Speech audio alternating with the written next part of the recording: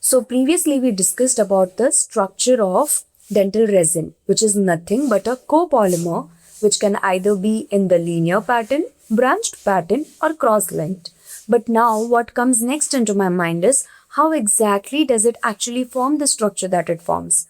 And how does it understands that it has to stop? There has to be something, right?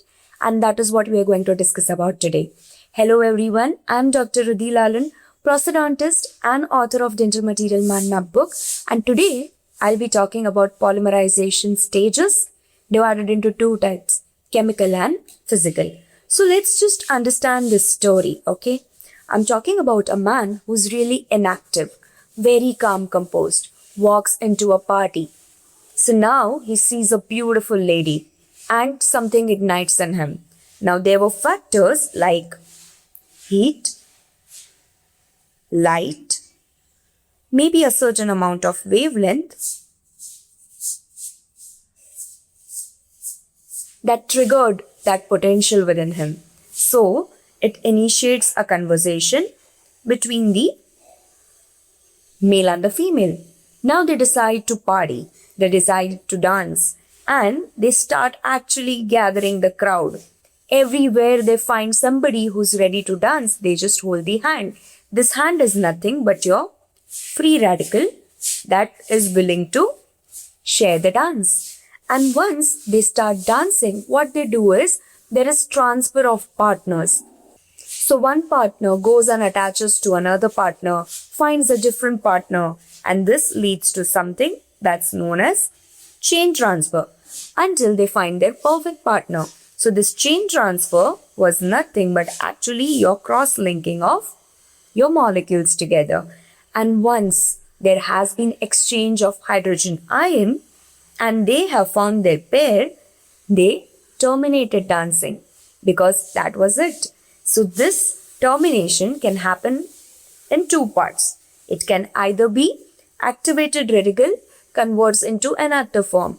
The inactive human that entered the party in calm and composed ground state was active, started dancing, finding partners, propagating, and ultimately again came back to its inactive stage. So here when we talk about induction, what we are talking is about the transfer of energy from that male who was ignited to the female who actually started propagating the chain.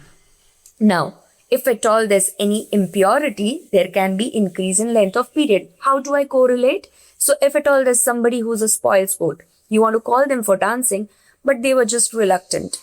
What happened? It took more time to propagate the chain, right? So that's nothing but the impurity.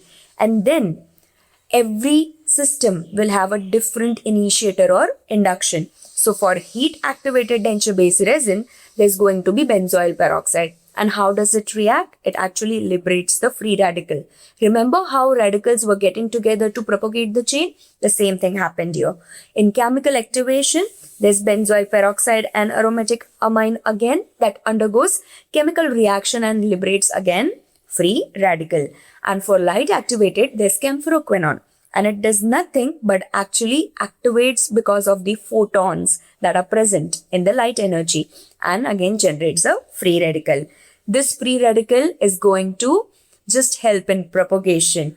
But you have to remember you're more dancing, more heated. So it's going to lead to liberation of heat. At the same time, it will go and terminate when it has actually directly coupled, has found the partner or has exchanged the hydrogen atom together. So this was nothing but the chemical stages. I hope it was easy for you to remember.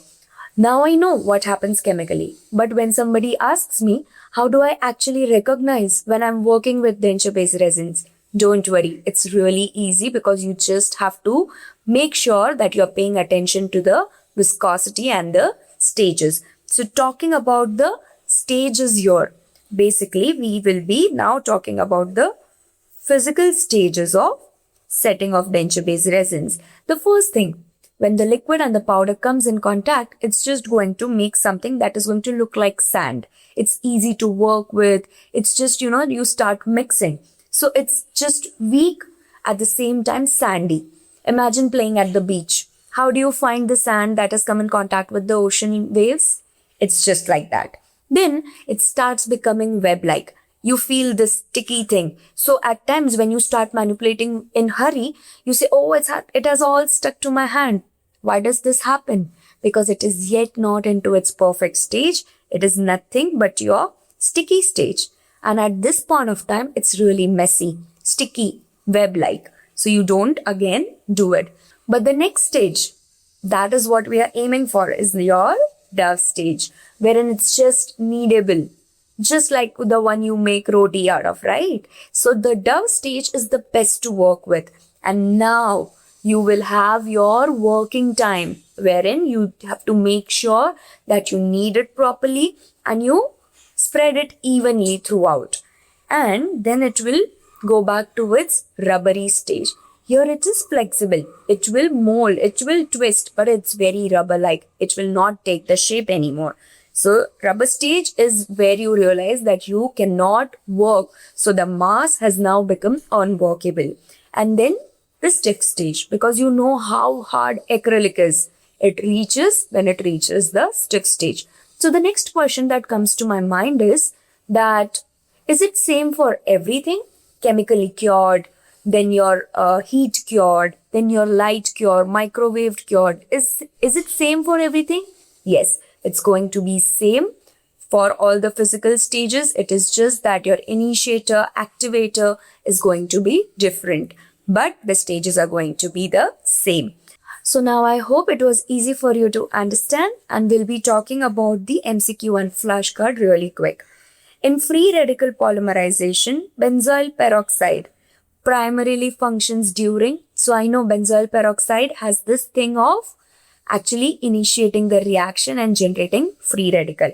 So it is going to be during your initiation leading to generation of free radical.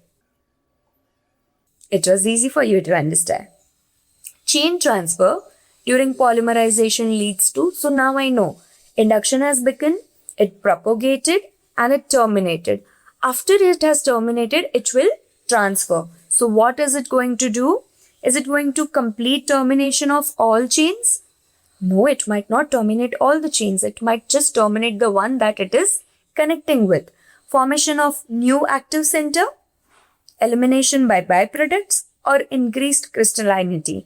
It's nothing but formation of new active center, because now, because of the chain transfer that has happened, the activation center shifts to another part.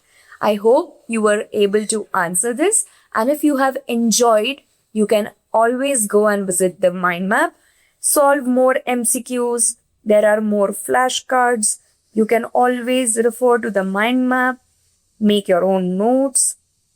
There is a new feature of annotating onto the app, and go like, share and subscribe. If you are confused which book to order, where to study from, we are there to provide free guidance to you. This is the number that you need to contact for on WhatsApp, and our experts will get in touch with you. And I'll see you in the next video.